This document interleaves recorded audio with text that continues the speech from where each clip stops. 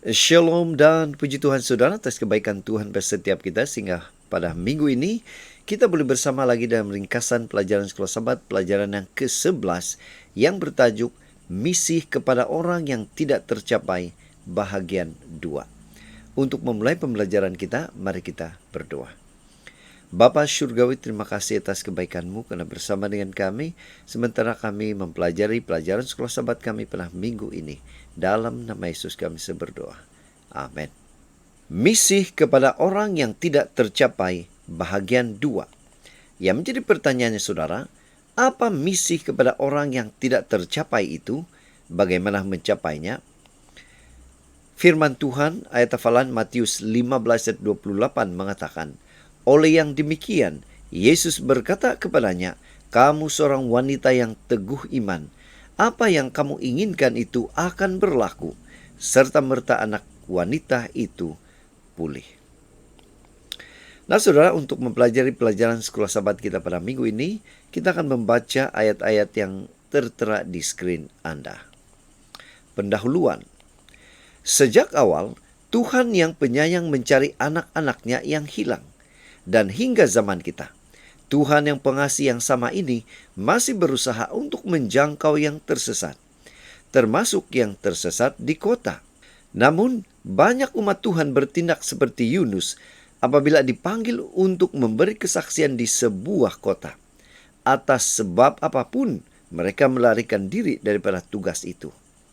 Segala yang tersurat pada masa dahulu adalah untuk menjadi pengajaran kepada kita, supaya melalui kesabaran dan penghiburan daripada kitab suci itu, kita mendapat harapan. Roma 15 ayat 4. Itu termasuk apa yang ditulis tentang Yunus. Yesus melihat orang ramai seperti domba tanpa gembala. Matius 9:36. Dia berasa kasihan kepada mereka dan melihat keperluan seseorang untuk membantu mereka. Anda dan saya adalah pekerja itu. Di kota penuh dengan orang yang tidak tahu apa yang Yesus sudah lakukan untuk mereka. Ramai yang telah menyelewengkan ide tentang Tuhan atau menolaknya secara langsung. Mereka tidak tahu, tetapi mereka memerlukan kita. Mereka memerlukan seseorang untuk membawa mereka ke kaki Tuhan. Kita dipanggil untuk menjadi cahaya di kalangan orang ramai. Untuk melakukan ini, kita mesti menyayangi mereka, mengenal mereka, mengetahui perasaan mereka, apa yang mereka pikirkan, apakah aspirasi dan keperluan mereka. Nah, minggu ini kita akan mempelajari kisah Alkitab tentang misi Kristus ke Tirus dan Sidon dan menarik pelajaran untuk diterapkan dalam kehidupan kita hari ini. Dan untuk mempelajari lebih detail lagi pelajaran kita pada minggu ini, kita akan membagikan dan membahas mengikut topik yang tertera di skrin Anda. Kita masuk di tajuk yang pertama, yaitu misi ke kawasan luar. Saudara, yang menjadi pertanyaan, apa misi umat Tuhan di kawasan luar? Apa cabaran yang dihadapi dalam menjangkau orang pagan di Sidon? Saudara, Hakim-Hakim 3 ayat 1 hingga 2 mengatakan, inilah bangsa-bangsa yang dibiarkan Tuhan tinggal untuk mencobai orang Israel, itu dengan perantaraan mereka, yakni seorang orang Israel yang tidak mengenal perang Kanaan. Maksudnya, hanyalah supaya keturunan-keturunan orang Israel yang tidak mengenal perang, yang sudah dilatih berperang oleh Tuhan. Yang tinggal ialah kelima raja orang Filistin dan semua orang Kanaan, orang Sidon dan orang Hewi yang mendiami pergunungan Libanon dari gunung Baal Hermon sampai ke jalan yang menuju ke Hamat. Saudara, Yesus membawa murid-muridnya dari Genezaret dan berangkat ke bandar Tirus dan Sidon. Nah, mengapakah dia membawa mereka dari Galilea ke tempat-tempat pagan ini? Supaya mereka boleh belajar di lokasi apa yang tidak dapat mereka pelajari dengan mudah di Galilea. Dia ingin mengajar murid-muridnya pelajaran yang akan membantu menyediakan mereka untuk panggilan mereka untuk menjangkau semua kumpulan orang, termasuk penduduk bandar. Orang purba digunakan oleh Tuhan untuk menguji iman orang Israel.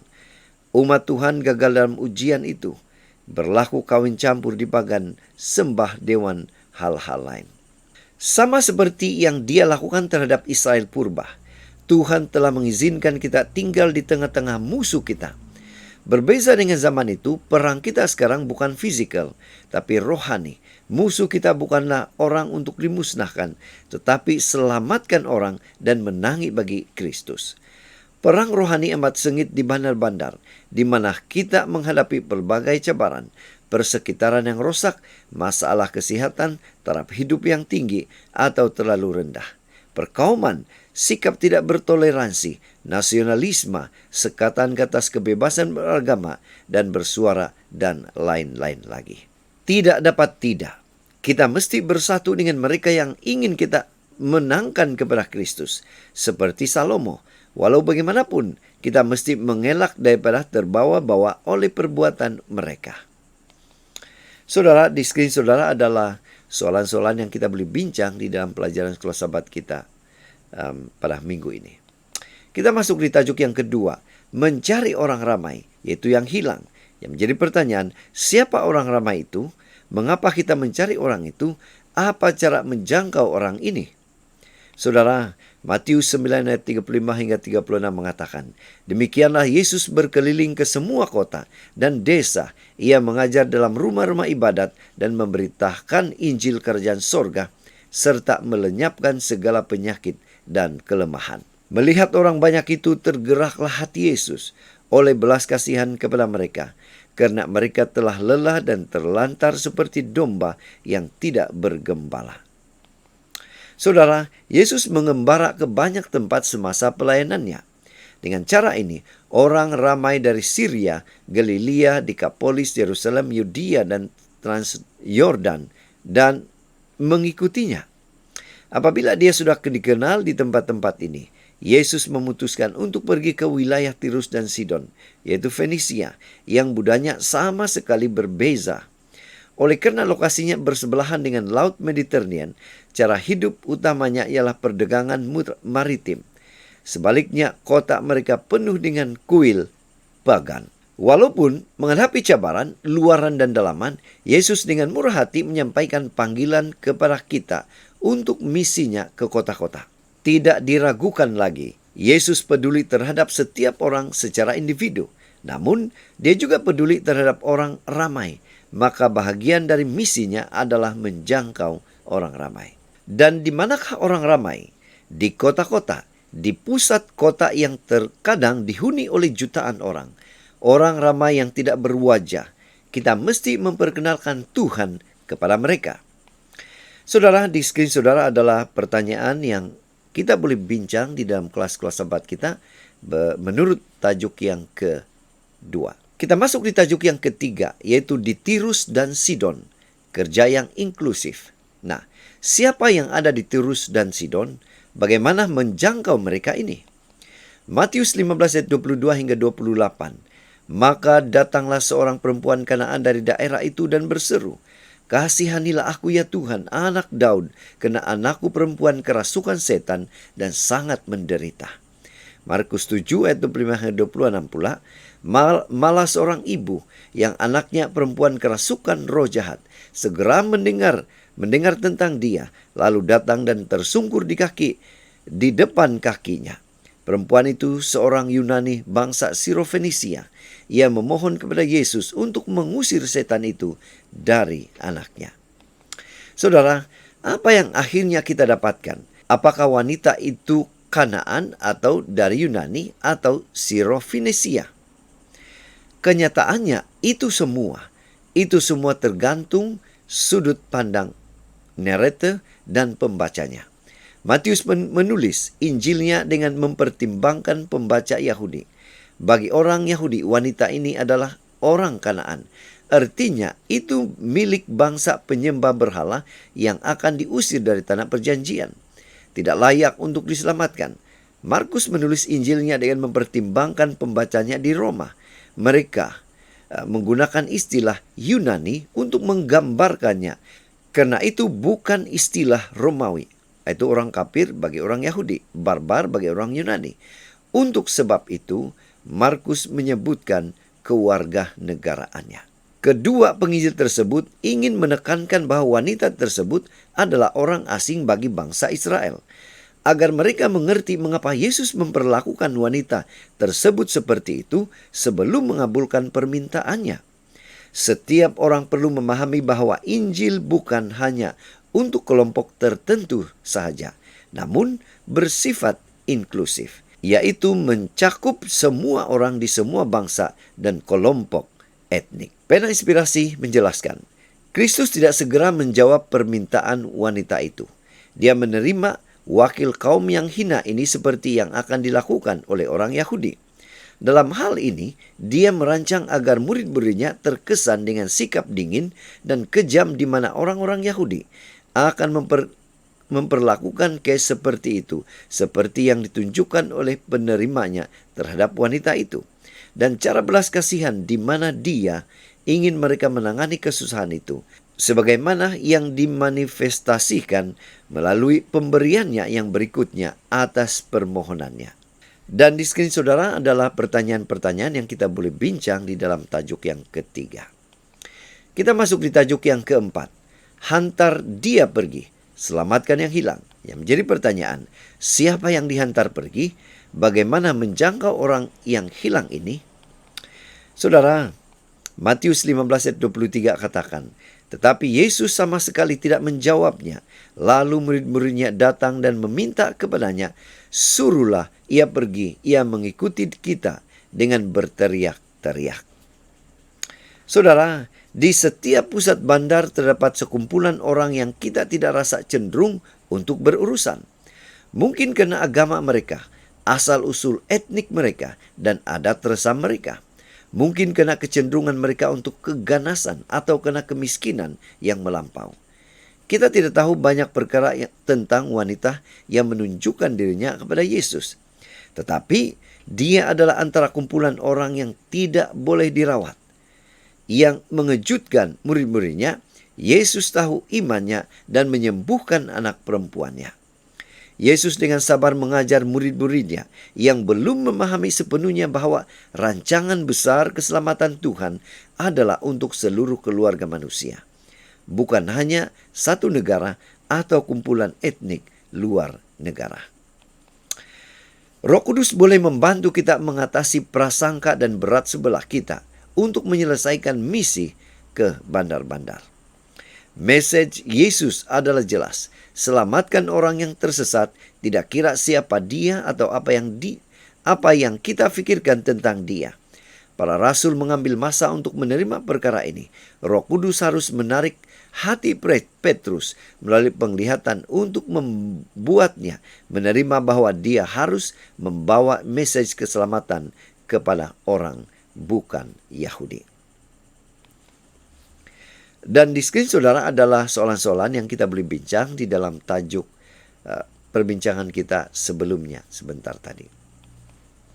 Kita masuk di tajuk yang terakhir yang kelima, yaitu iman di bumi. Jadilah cahaya di kalangan rakyat. Saudara, siapa orang yang beriman itu? Bagaimana mereka boleh dijangkau? Lukas 18 ayat 8 katakan, Aku berkata kepadamu, ia akan segera membenarkan mereka.